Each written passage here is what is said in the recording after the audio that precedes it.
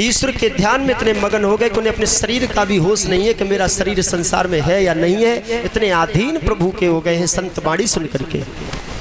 अब 7वां दिन उनका पूरा होने के लिए जा रहा है, श्राप पूरा होने के लिए जा रहा है। और श्री सुखदेव महाराज राजा परीक्षित से सवाल करते हैं, परीक्षित महाराज आपको इस कथा के माध्यम में कोई शंका तो नहीं हुई है? हाँ जी, आपसे पूछ रहे हैं हम। आपको 7 दिन तक जो कथा सुनी है कोई शंका हुई? जो भी शंका हो ये मेरे सामने मत ऐसे कहना कि कोई शंका नहीं है। जो भी XYZ शंका हो आपको प्रश्न करने का अधिकार है और हम आपके प्रश्न का समाधान करने का मेरा यहाँ से अधिकार है। सिर्फ आप मेरे यजमान हैं। कोई शंका हो गृहस्थी में, वेद में, लभेद में, पुराण में, शरीर में, समाज में, हम उसका निष्कर्ष निकाल करके आपको व्यास मंच से दूंगा। आप प्रभु का ध्यान करें, राम नाम का जप करें, नारायण का जप मन ही मन में करते रहे। इधर तक्षक नाग आ रहा है, ये तक्षक नाग तुम्हारे लिए नहीं, ऐसा कोई दुनिया में जीव नहीं है जिसके पीछे तक्षक नाग नहीं डसेगा आके। लेकिन ध्यान रखना, व्यास मंच से सुखदेव जी महाराज बता रहे हैं आध्यात्मिक विषय को लेकर के, हे राजन परीक्षित तुम नहीं मरोगे, तुम्हारा मरेगा सिर्फ। तुम जो हो वो ईश्वर अंश हो। तुम्हारा जो है वो प्रकृति का पंच तत्व का शरीर है। ये पंच तत्व शरीर जो 5 तत्वों से मिलकर के पृथ्वी पर बनाया गया है, इसी ही शरीर का नाश होना है, इसे कोई बचा नहीं सकता है। आत्मा जो है प्रभु का अंश है, वो अजर और अमर है, उसे कोई मारने वाला पैदा नहीं हुआ।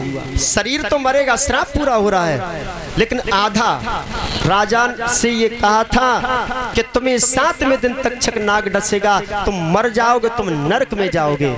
लेकिन सुनो, श्राप संत का भी झूठा नहीं हो सकता है, और संत के श्राप में संत ही कुछ न कुछ काट सकता है।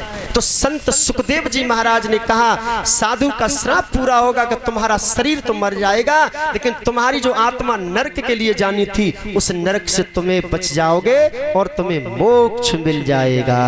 बोलिए बांके बिहारी लाल की। कथा को सुन करके तुम्हारा शरीर तो कोई बचाएगा नहीं, वो तो नाशवान है। कोई ना अमर रहो दुनिया में भैया, काहे पे कर रहो गुमान है। आत्मा अजर अमर है, इसे नरक में जाना था, प्रभु की लीला से आत्मा स्वर्ग में जाएगी। अब क्यों जाएगी? प्रत्यक्ष था उनके लिए, प्रमाण की जरूरत नहीं थी सुखदेव को। कथा सुनाते ही सुनाते परीक्षित महाराज के पास में एक फूल पड़ा है, फूल को आप सब फूल छोड़ दो, सिर्फ इन्हें फूल दो। फूल पड़ा हुआ है, फूल राजा नाक से सूंघते हैं, नाक से सूंघो, ये पीछे को फेंक दो। इस जगह से हट करके ना वहां बैठोगे ना यहाँ बैठोगे, आप सीधे जाओ दूसरी जगह थोड़ी देर बैठ जाओ, हाथ मुंह धुल करके फिर दूसरी जगह बैठना, उस स्थान पर नहीं बैठना है आपको। परीक्षित ने फूल सूंघा है, तक्षक नाग बन करके फूल में नाक में फन मारता है, राजा बेहोश होकर के जमीन पर गिर जाता है। राजा का शरीर नीचे पड़ा है। भगवान की पावन कथा चल रही है। स्वर्ग से देवताओं का विमान आ रहा है, देवताओं का विमान आ रहा है। राजा के शरीर से ऐसी दिव्य ज्योति, इतना दिव्य स्वरूप, वो जीव निकल करके चला है। सूक्ष्म शरीर, राजा का पंच तत्व शरीर तो जमीन पर पड़ा रहा, इस शरीर से सूक्ष्म शरीर निकला है और वो विमान में बैठा। विमान पुनः आकाश मंडल की तरफ चला गया।